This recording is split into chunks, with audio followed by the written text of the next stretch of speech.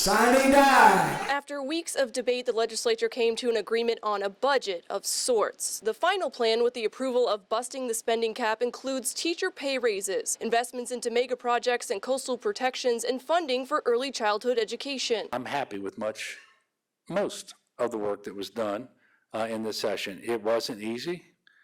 Quite frankly, it rarely is. And we make it much harder than it needs to be. Republican leadership in the House and Senate had different plans on how to spend the $2 billion in surplus the state has. There was a flurry of confusion of what did and did not end up in the bill that were finally released with 30 minutes left in the session. A faction of House Republicans challenged those changes, saying that it wasn't enough time to vet.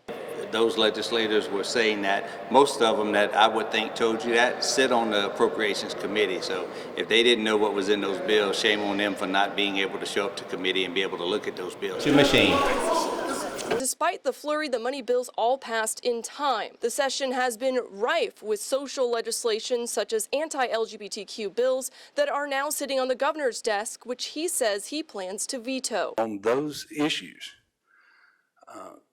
the judgment of history, I believe, will be very clear.